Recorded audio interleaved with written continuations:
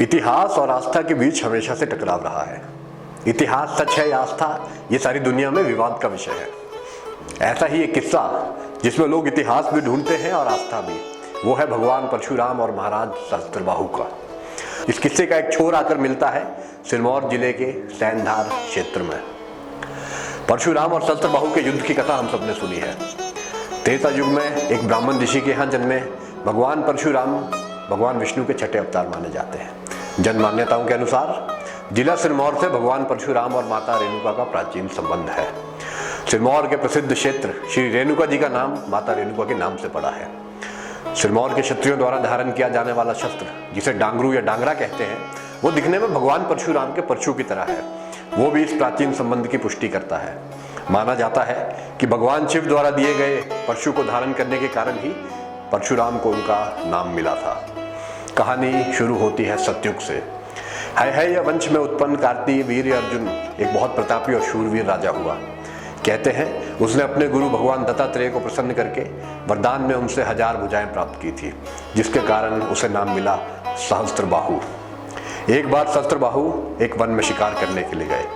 उस वन में परशुराम के पिता ऋषि जमदग्नि का आश्रम भी था।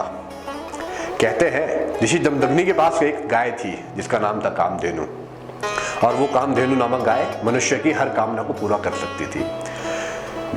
ऋषि जमदग्नि ने अपनी कामधेनु की सहायता से सहस्त्रबाहु और उसके सैनिकों का आदर सत्कार किया और उनके खान पान का पूरा प्रबंध किया। कामधेनु का चमत्कार देखकर सहस्त्रबाहु के मन में लालच जागा और उसने जमदग्नि से कहा कि वे अपनी गाय उसे दे दे, लेकिन ऋषि जमदग्नि ने इनकार कर दिया। इस पर अहंकारी सहस्त्रबाहु ने कामधेनु को बलपूर्वक लेकर अपने साथ ले गया। जब परशुराम को इस बात का पता चला तो वे क्रोधित हो उठे और सहस्त्रबाहु के राज्य की ओर चल दिए। परशुराम और सहस्त्रबाहु के बीच भीषण युद्ध हुआ, जिसमें सहस्त्रबाहु परास्त हुए और परशुराम ने सहस्त्रबाहु का वध कर दिया। और कहते हैं भगवान परशुराम कामधेनु को लेकर वापस अपने पिता के आश्रम आ गए। वैसे तो इस घटना के कई पक्ष सुनने को मिलते हैं, और ऐसा ही एक पक्ष उसे ढूंढने के लिए हम जा पहुंचे जिला सिरमौर के ब्रिवडी गांव में, जहां आज भी महाराज सहस्त्रबाहु से जुड़े अवशेष विद्यमान है। जिला सिरमौर के इस छोटे से गांव में हमें लोक आस्था और इतिहास का एक अनूठा संगम देखने को मिला। यहाँ के स्थानीय लोगों ने हमें बताया कि जब सहस्त्रबाहु को वीर गति मिली तो खुद भगवान शिव वहां प्रकट हुए थे। भगवान शिव ने सहस्त्रबाहु को आशीर्वाद दिया कि जहाँ तुम्हारा धड़ गिरा है वहाँ लहू की जगह पानी बहेगा। कहते हैं तभी से इस स्थान पर 12 महीने पानी बहता रहता है। ब्रिवडी गांव में भगवान शिव का एक मंदिर भी बनाया गया है। हमने इस जन मान्यता के बारे में इस मंदिर के पंडित जी से भी बात की। आइए जानते हैं उन पंडित जी ने क्या कहा।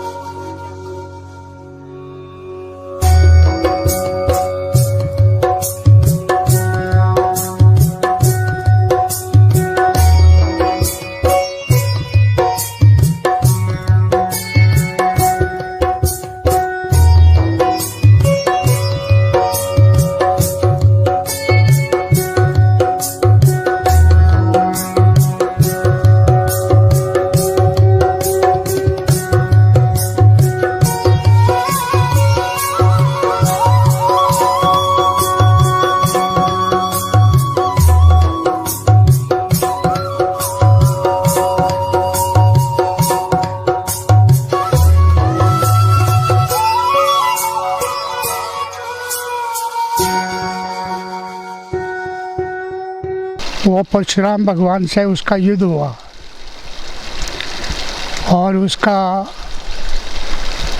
अंतिम समय में उसका धड़ यहाँ गिरा। और जैसे ये पानी गिरता है, ये उस समय एक लहू रूप में गिरता था। और ये पे उन्होंने भगवान ने वरदान दिया, शिव भगवान ने उसको, कि ये पानी रूप में, ये तेरा लहू जो है पानी रूप में गिरेगा और कलयुग में आपकी मान्यता यहाँ होगी। और जो यहाँ कोई स्नान करेगा, दर्शन करेगा, उसका भी सहस्त्रों पापों का विनाश होगा।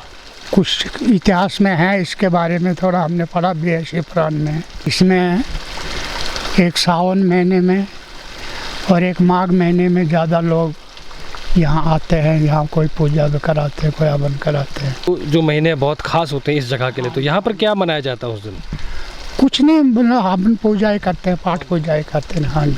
इसमें स्थानीय लोग भी आते हैं? हाँ, स्थानीय लोग ही ज़्यादा होते हैं। बाहर से भी कोई आता है? हाँ, बाहर से तो जिन जिनको पता है कोई कोई आता है, बाकी स्थानीय लोग।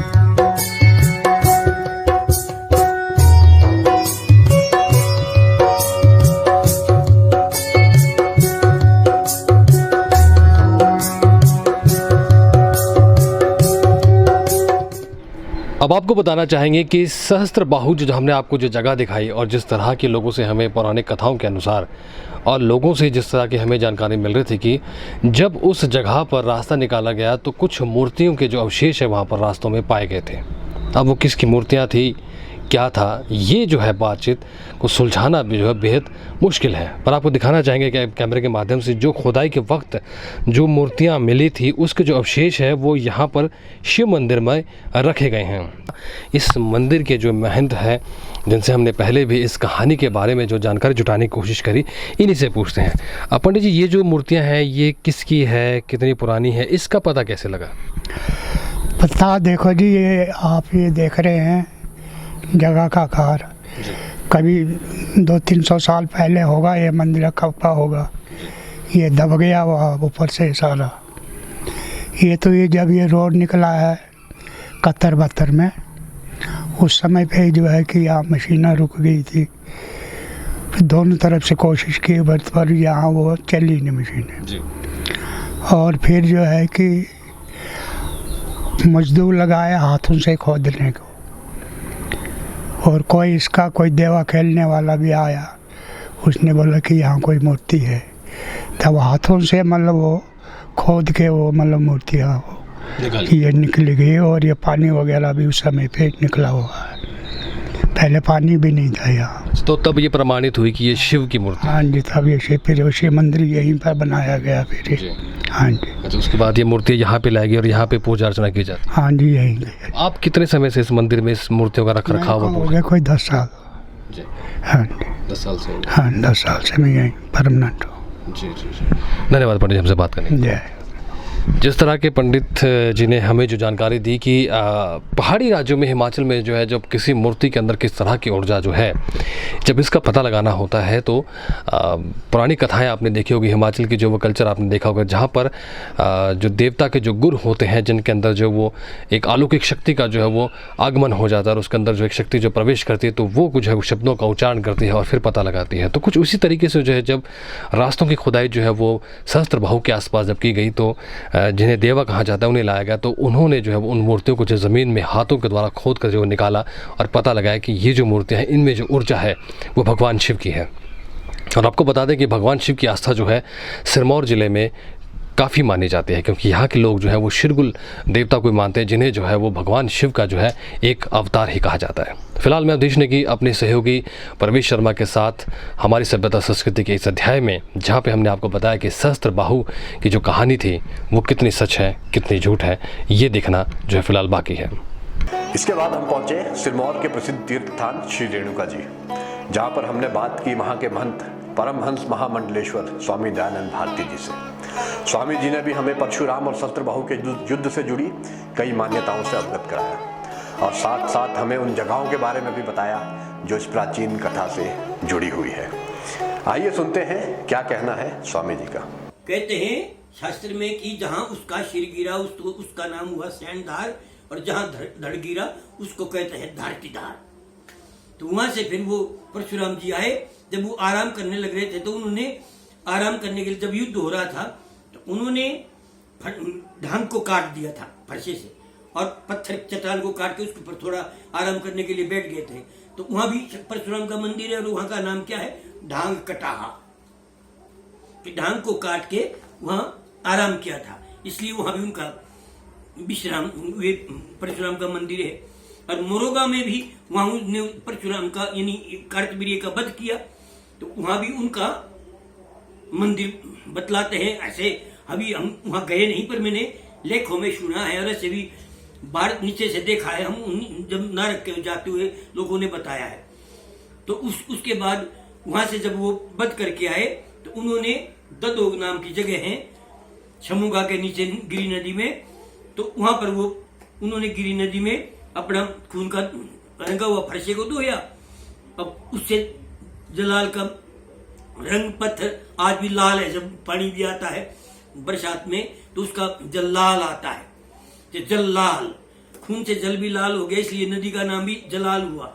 ऐसे नदी का नाम इसका जलाल नहीं है, इसका नाम है सूर्यमुखी नदी। ये सूर्यमुखी नदी गिरी नदी में मिलती है और उसके अंदर जो ऊपर से आती है उसको कहते हैं जोगर नदी। वो जोगियों की नदी है, योगियों के तप से भाई है, जैसे यमदग्नि है और महाराज कपिल देव जी हुए यहाँ पर, तो सप्तऋषि हुए यहाँ, तो सिरमौर में काश्यपत्री भरद्वाजो विश्वामित्रो तो गौतमा यमदग्नि वशिष्ठाचा यहाँ सप्तऋषि स्मृतम। तो वहां पर गिरी नदी में आज फरसे का चिन्ह है जहां उनने धोया परसा, और ददोग में परशुराम का मंदिर है। तो ये परशुराम के मारने की थी कहानी कि परशुराम के द्वारा सहस्त्रार्जुन को किस लिए मारा गया, ये उसकी कहानी है। और ये उसकी कहानी है कि भाई ये पूरा सिरमौर परशुराम से और सहस्त्रार्जुन से ही संबंधित है। तो हमने देखा कि किस तरह सतयुग की कहानी के सूत्र सिरमौर के एक छोटे से गांव रिउड़ी में जाकर मिलते हैं, किस तरह जलाल नदी को उसका नाम मिला और किस तरह एक बेहद प्राचीन युद्ध के अवशेष आज भी यहाँ वहाँ बिखरे पड़े हैं। साथियों, इतिहास ज्यादा महत्वपूर्ण है या आस्था, ये आपको तय करना है। हमारा काम है इस तरह की अनसुलझी गुत्थियों को लेकर आपके सामने आना, और हम वही कर रहे हैं। जल्द ही दोबारा मिलेंगे एक और रोमांचक कहानी के साथ, और उससे जुड़ी जन मान्यताओं की पड़ताल करेंगे, छानबीन करेंगे। तब तक देखते रहिए हमारा विशेष कार्यक्रम हमारी सभ्यता हमारी संस्कृति। आप देख रहे हैं हिमाचल दर्पण लाइव टीवी और मैं विकल्प सिंह ठाकुर।